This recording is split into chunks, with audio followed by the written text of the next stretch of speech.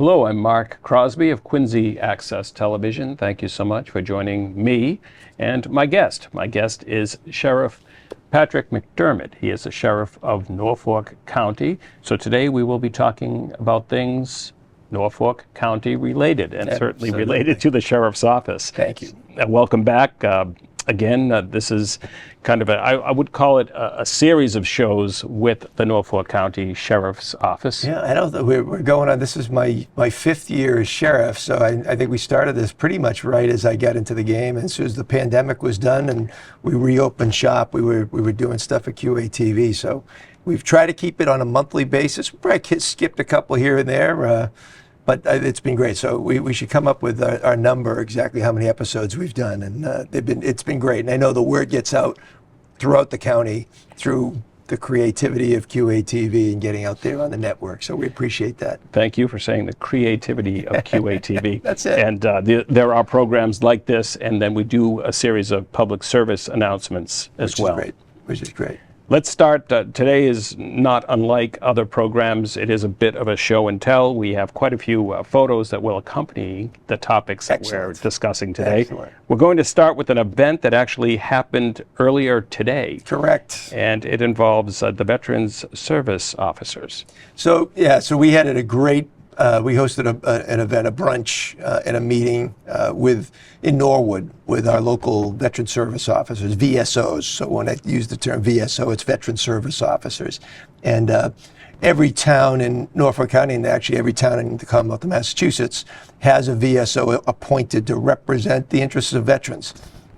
Certainly any veteran that served in the military is eligible for benefits and things that they're entitled to because of their service. And so we wanted to talk with our veteran service officers about those benefits and how we could actually help in the Sheriff's Office to help make sure that those veterans out in the communities get actual knowledge of what those benefits are. And some of the things that the veteran service officers will do is they'll make sure that that the veteran gets those benefits, the information, the services that they're required, and the support. And a lot of it comes down to support. And the engagement we had with the VSO talks about, when veterans come in and meet with the VSOs, there's a lot going on. There's a lot of trauma that a veteran will see, especially those that have seen wartime.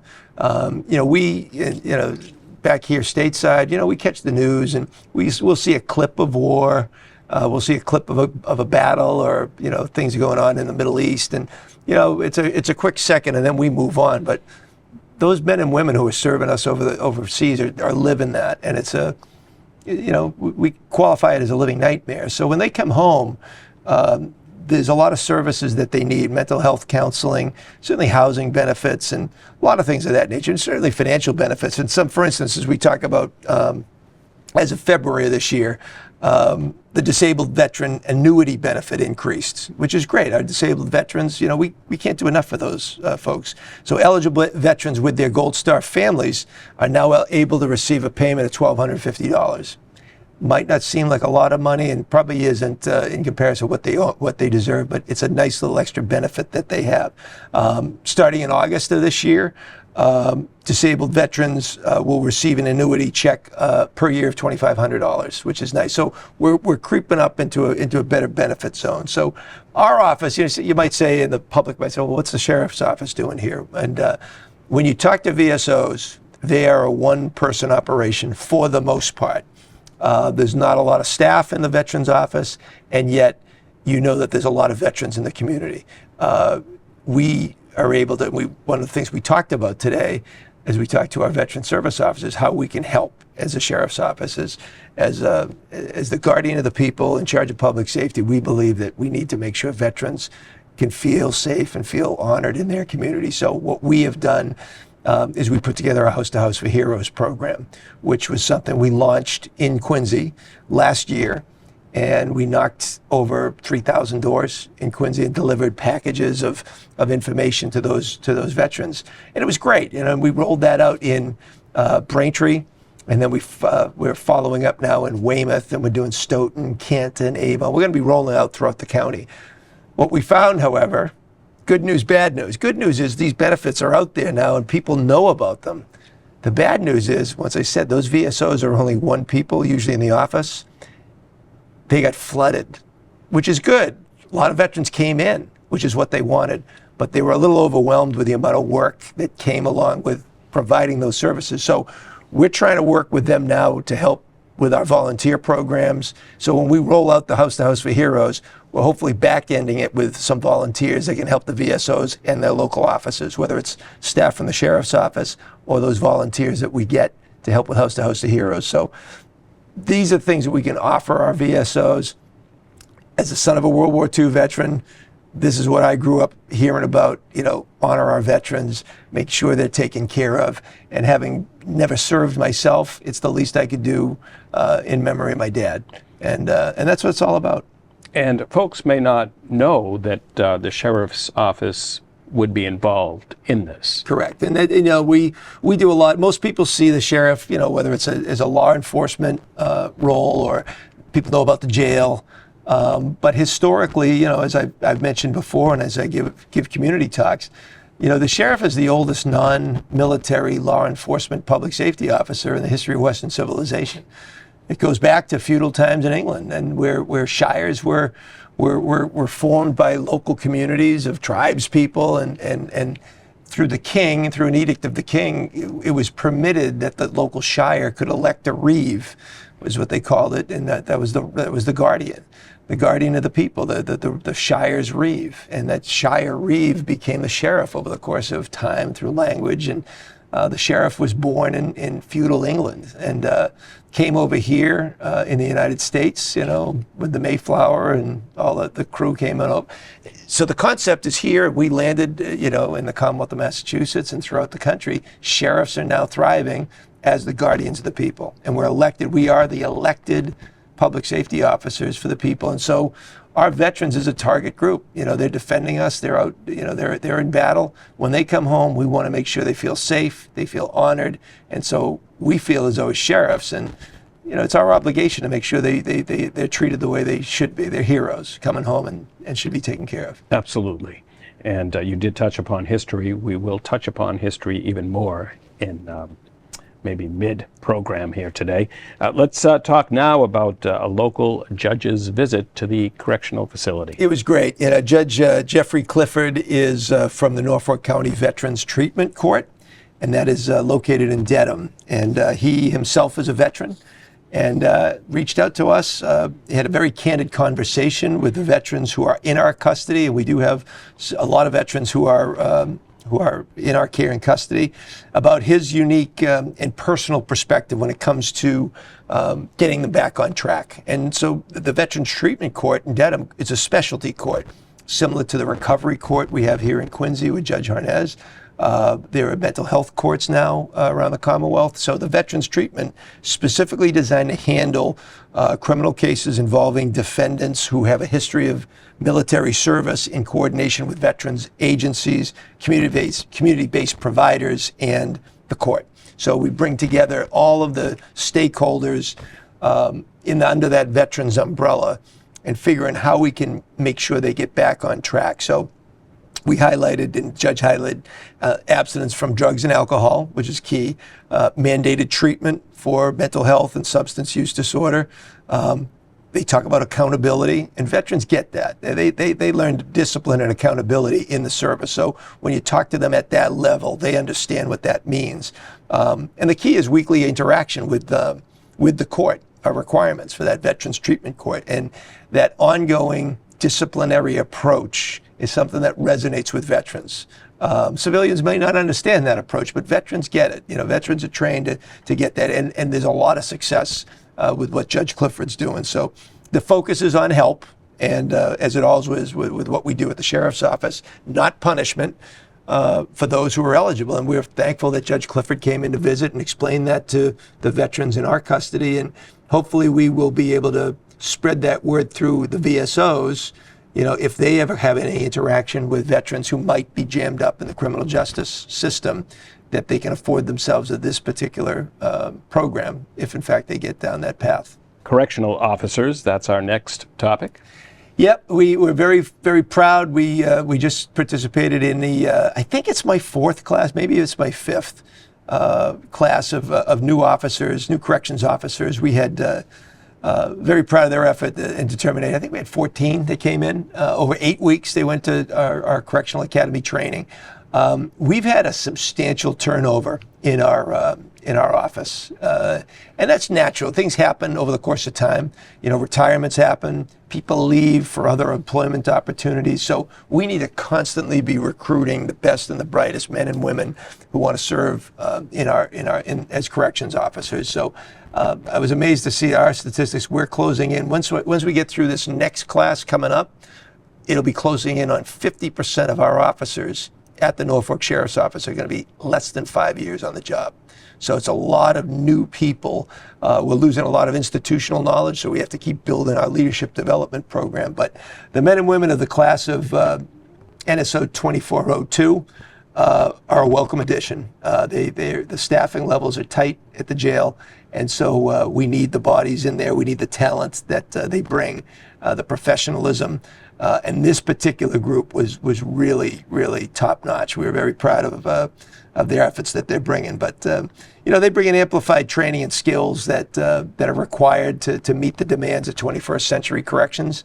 It's not good enough to know how to lock a door and be a babysitter, because that's not the job. The job is really to develop a trust between the justice-involved individuals and our correctional staff so that they'll open up a little bit, so we can figure out ways that we can help them.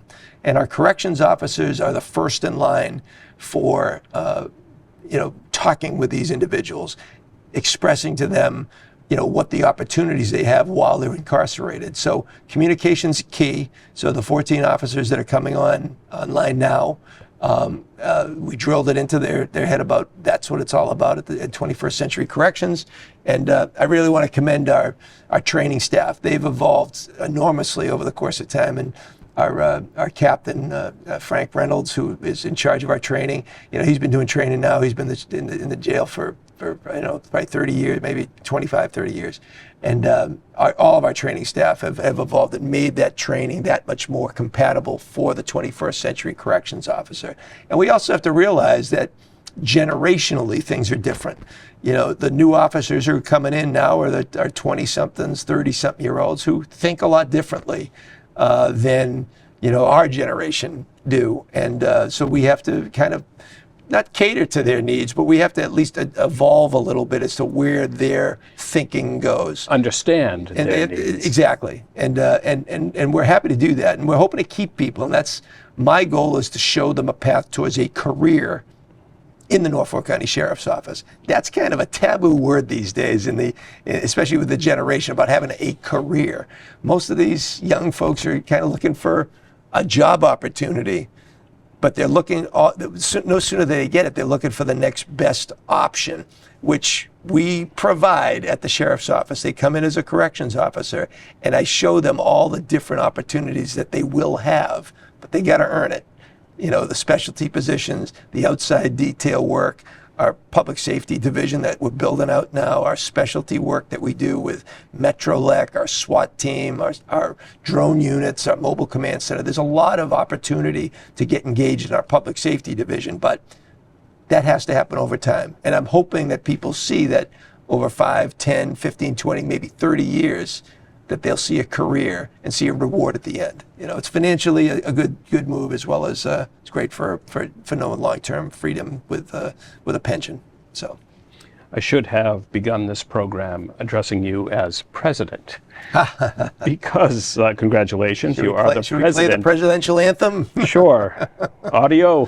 You are now the current president of the Massachusetts Sheriff's Association. Talk about that, and once again, congratulations. Thank you. It's a great honor. So the last 2 years, so I became sheriff, and I was sworn in 2021. And we have the Massachusetts Sheriff's Association, which is a body of 14 sheriffs elected throughout the Commonwealth that we get together and we meet monthly. So the first 2 years, I was a member of the organization, and then I think it's the infamous, I missed a meeting, and they nominated me to be vice president of the Sheriff's Association in 2023. And so each of these cycles are 2-year cycles. And so ironically enough, President Nick Cochi, who is the sheriff of Hampden County out in Springfield, that section of Massachusetts. He was the president the last 2 years. I was his vice president. Well, we've decided to switch roles, and so he is now my vice president, and I am the president for the next 2 years. So it's a real honor for me to do that. Vice President, also Sheriff Pat Cahalane from Hampshire County is also the third member of our leadership team, and our goal is to educate and inform our constituency, which is basically the sheriffs and the rest of the Commonwealth, about the work of the sheriffs and what we do throughout the Commonwealth and to keep our communities safe. My job as president is to advocate on behalf of the office of the sheriff, as well as the respective 14 members. We had a great meeting down in Washington, D.C. recently with our federal delegation. I'll be spending a lot of time down in D.C., I think, over the course of this couple of years. I mean, we have a new president of the United States who's, whether you agree or disagree with his politics, at the end of the day, he's the president, and there's a lot of things coming out of Washington that need to be addressed in terms of public safety. And as the president of the MSA, I have an obligation to make sure that our congressional delegation is duly informed of what we're doing in Massachusetts on federal policies, how federal policies coming out of the White House affect us and affect our constituents that we represent.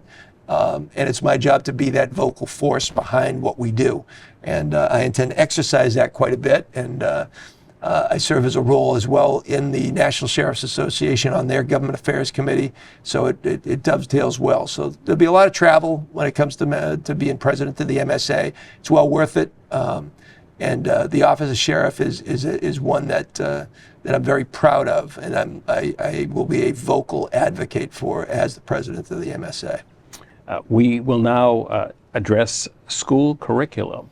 We're in school now. Yes, we're back in school, and this is fun, because you look at the school year, and we started working on this school curriculum kind of towards the end of the summer and into the fall, and we're trying to figure out when the best time to roll this stuff out was, and the fall's busy. School's getting back into session. Teachers are busy getting to know their students, and then before you know it, Thanksgiving and Christmas roll around, and then the new year. Now we're back in. So we had the opportunity. I think the second half of the year, the students in, I don't want to say regular school, but private and public school, I think by that point they're settled. They are, and I think the year is already off. People are understand, they know each other, and so they're comfortable, and so it gives opportunities for us as an outside party to come in and offer some curriculum, additional curriculum. Obviously, God bless our teachers and our school system, teaching the basics and making sure our kids are properly educated. But there's a lot of things that aren't funded and can't be taught necessarily in those basic stuff. So we actually redeveloped the curriculum. We hired a new youth director for our organization, Nora Quinn, who's superstar, doing a great job. She's actually a teacher herself, so we hired the best. She redeveloped a curriculum fully based upon Massachusetts educational standards. So we meet. When I read her report, it was all like highlighted and footnoted with references to Massachusetts education standards. And so this is a top-notch program. It's not just something that we built up around the fire pit, so to speak. So our school curriculum, it's aligned to state standards, designed for students in middle and high school. So it's a wide range of ages that we do, but we look to engage the students in experiential learning. So it's not just lecturing, it's actually getting kids involved with similar dynamic, adventure-based philosophy utilized in our ropes course that we do every summer. And so it's kind of cool on that front. So we make the kids really get engaged with it. So some of the topics we look to do is goal setting, communication skills. I mean, we've got to get the kids off the phones and get them off the texting and the social media. They need to learn how to communicate with each other, build those strong bonds with each other, team building, individual and group identity, organizational structure, and stress management. And so these are core things that kids need to learn. And it's a wide spectrum from the middle school right up to high school. There's different stressors there and obviously different things that they learn. This is something that was really important to us. And we had a great visit a couple of weeks ago with the juniors at the Blue Hills Regional Technical School, talking about goal setting and team building. Really successful, a lot of great feedback. I could give a lot of credit to our community engagement team to put this together, and we'll be rolling that out throughout the county. And if anybody is interested in having our outreach team come and talk to your school, we would definitely welcome the opportunity. You can reach us at youth@norfolksheriffma.org, and we'd love to have the opportunity to come out. And this segues into the Youth Leadership Academy, Yes. a summer program.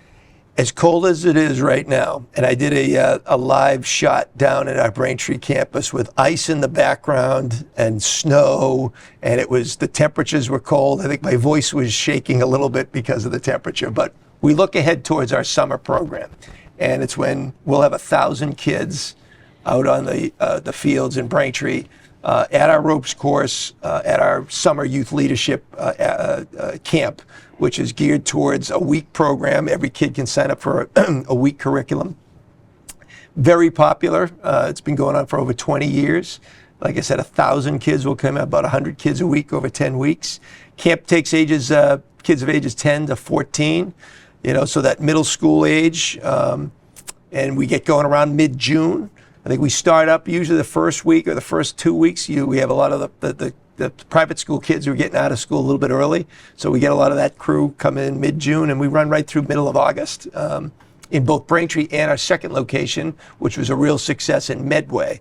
So my promise to the people in southern Norfolk County is that we would have those services in that part of the county as well. So we're down in Medway, currently looking for peer leaders, who are between the ages of 15 to 17 to help out with the camps.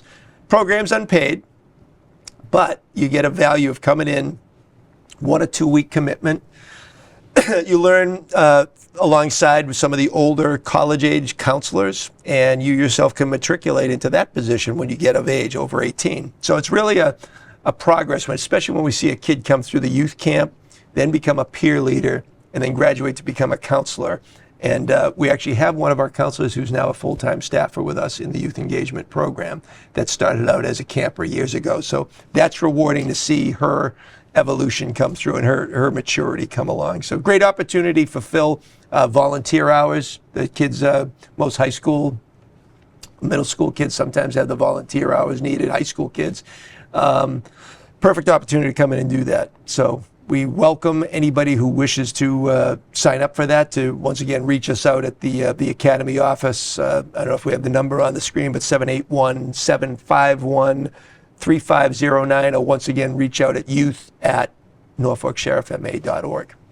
I did mention history. We will revisit that topic as we talk about the county jail and the correctional center. Let's go back in time. Yeah, it's always cool to go. I'm a student of history myself, and we've uncovered. We were digging through a lot of the history ahead of our recent Academy graduation, and it really is a fascinating story to kind of watch this unfold as to how the evolution of the Norfolk County Jail. Originally built in Dedham in 1793. Which was followed by a newer stone jail, which really looked the part. I mean, that thing at night could look definitely right out of Central Casting on Village Avenue. That was built in there. There's a picture showing now. Looks like really right out of a scary movie. In 1817, that was built, and it was rebuilt again 34 years later. In 1969, Sheriff Charles Hedges recommended using 80 acres of town forest in Dedham between the north and southbound lanes of Route 128 to build a new county jail. That was 1969. 1975, Quincy, Norfolk County Sheriff Cliff Marshall revived that plan months after escape by four men escaped the jail from Village Ave. An officer was shot in that escape. Luckily, that officer did survive, but it was outdated. It absolutely needed to be happened. I think that escape gave the political juice to get the program up and running. So in 1980, two grad students, Andrew Badar and Stephen Morse, developed plans for building the current Norfolk County Correctional Center in the median strip of 128, and it was part of their senior thesis. So We talk about education. We talk about history. Construction was completed in the current jail in 1991, and the full movement happened about 1992, I believe. Everybody was in the jail in March of 92. We still have a couple of corrections officers who are still who used to work in the old jail that are probably getting ready to retire at some point. But that old Solon jail was redeveloped into condos years later. So if you still go by that address on Village Ave, you can still see the jail-like structure, but it's now modernized to have condos. But it's right near Dedham District Court, right down the street from there. And we want to thank the Dedham Historical Society for their input, because without their help and research, we wouldn't have been able to find all that stuff out. But it's really cool, and I want to push, at least at the last minute too, if any school wants to come and see the jail, we do jail tours, whether it's a school or a civic group. We host civic groups as well. But Carolyn Pesovich is our officer in charge of that. And, we think, if you want to call us, you can come to norfolksheriffma.org. C. Pesovich is her email address if you want to get on that. As we end, we only have a couple of minutes left. I do want to talk about future plans for a recovery fest. Yeah, once again, people say, what is the sheriff doing with all this stuff? Well, we want to raise awareness, and we're very much involved in the recovery community. We believe that, with people recovering, whether it's from alcohol or drug abuse, whatever, that these people are get them back on the path towards good things. So we partner with a lot of nonprofits throughout Norfolk County, and we need to support them. And through a partnership with our Hope Center, with our nonprofit NSO Cares, and the Way of Life Peer Recovery Center out of Weymouth, we're putting together this Norfolk County Recovery Fest on Saturday, June 14th. It's going to be a great day at our public safety complex in Braintree. We've got live bands lined up. We've got games. We've got the use of our ropes course in Braintree for folks. We got the course zip line is going to be open for people. Mark, come on down. I can see you up there flying like an eagle. I've been on zip lines, absolutely. And, we also have, we're deploying our tactical picnic unit, as always. We'll be cooking burgers and dogs, and a big cornhole tournament. So it'll be a real fun day, family friendly. Obviously, it's our recovery community. It's a non-alcohol event, so we plenty of refreshments there. It'll be a lot of fun. So it's open to everybody.